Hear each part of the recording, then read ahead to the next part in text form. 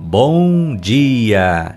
Que a graça e o amor de Deus estejam sobre você neste novo dia que se inicia. Sexta-feira, semana chegando ao final. Estamos chegando ao final aí da 7ª semana do tempo comum. Hoje, a bênção para os casados e para os que se preparam para o sacramento do matrimônio. Prepare-se aí para rezar junto com o padre. Evangelho de hoje, Marcos, capítulo 10, versículos de 1 a 12. Bíblia Sagrada, Palavra de Deus, é Deus quem fala aos filhos seus. Naquele tempo, Jesus foi para o território da Judeia, do outro lado do rio Jordão. As multidões se reuniram de novo em torno de Jesus, e ele, como de costume, as ensinava. Alguns fariseus se aproximaram de Jesus. Para pô-lo à prova, perguntaram se era permitido ao homem divorciar-se de sua mulher. Jesus perguntou: "O que Moisés vos ordenou?" Os fariseus responderam: "Moisés permitiu escrever uma certidão de divórcio e despedi-la." Jesus então disse: "Foi por causa da dureza do vosso coração que Moisés vos escreveu este mandamento. No entanto, desde o começo da criação, Deus os fez homem e mulher. Por isso, o homem deixará seu pai e sua mãe, e os dois serão uma só carne. Assim, já não são dois, mas uma só carne. Portanto, o que Deus uniu, o homem não separe." Em casa, os discípulos fizeram novamente perguntas sobre o mesmo assunto. Jesus respondeu: "Quem se divorciar de sua mulher e se casar com outra, cometerá adultério contra a primeira. E se a mulher se divorciar do seu marido e casar com outro, cometerá adultério." Palavra da salvação, glória a vós, Senhor.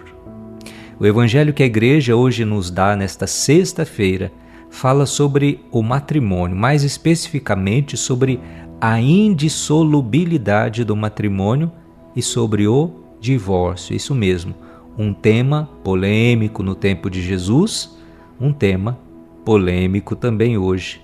O casamento para a vida toda sempre foi um tema muito caro à igreja, mas também muito espinhoso na dimensão pastoral.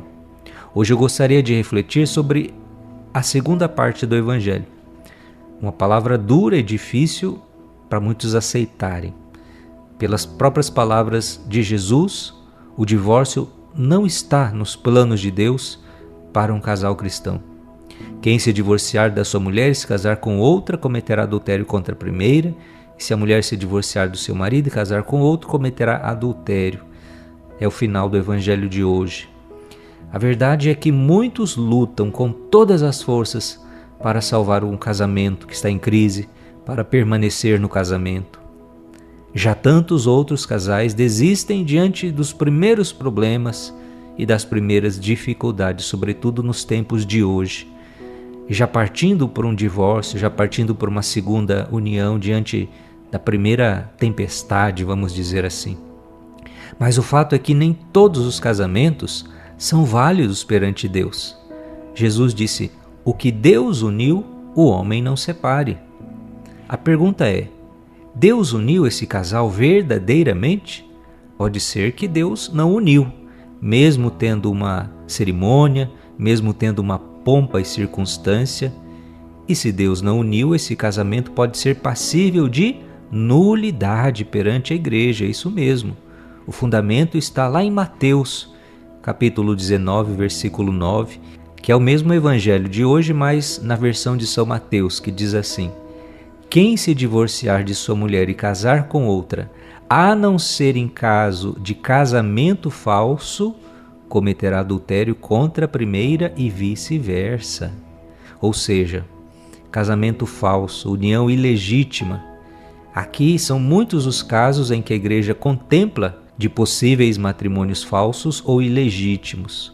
Por isso, na igreja existe um tribunal específico, o tribunal eclesiástico. Já ouviu falar? Tribunal eclesiástico, que julga esses casos, chamados de processo de nulidade matrimonial. Um processo como esse só pode ser solicitado pelas duas partes envolvidas ou por uma delas. Hoje muitos casais de segunda união não têm o conhecimento sobre isso. Não sabem que talvez o seu primeiro casamento não foi válido perante a igreja. E, conseguindo provar isso, poderiam ter a sua atual situação regularizada perante a igreja. Se porventura você vive uma situação parecida, uma boa dica que eu dou para você seria procurar o pároco da sua igreja e se aconselhar, contar o seu caso, a sua situação, a possibilidade da nulidade do seu primeiro casamento. Aos casais onde esta opção não é possível, a igreja apresenta o acompanhamento pastoral proposto pela Amoris Laetitia do Papa Francisco. Acolher, acompanhar, discernir e integrar. Olha, o sacramento do matrimônio é uma grande bênção, é uma grande graça para a igreja, para o mundo. Acreditemos no matrimônio cristão. Acreditemos na possibilidade de um sim que seja para sempre. Acreditemos na graça santificante de Deus que age e que restaura, renovando a vida conjugal, renovando o amor matrimonial.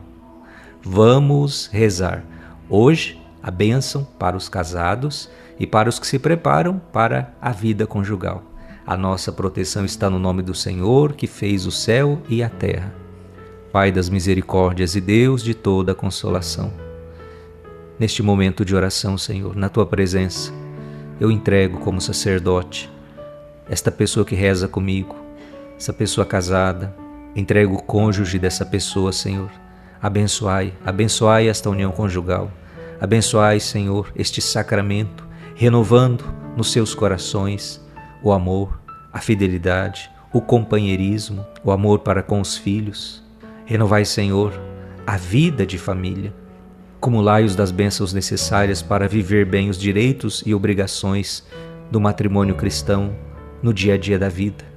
Também, Senhor, invocamos a vossa bênção sobre estes que se preparam para o sacramento do matrimônio, através do noivado, através dos encontros de preparação para noivos, que eles possam, Senhor, responder a este chamado, a esta vocação, que eles possam discernir juntos, iluminados pela vossa graça, iluminados pelo Divino Espírito Santo, que eles possam ter a maturidade necessária para dar esse passo tão importante em suas vidas. Que desça sobre você, casal, sobre você, marido, esposa, e desça sobre você que se prepara para o sacramento do matrimônio, a bênção de Deus Todo-Poderoso, Ele que é Pai, e Filho e Espírito Santo.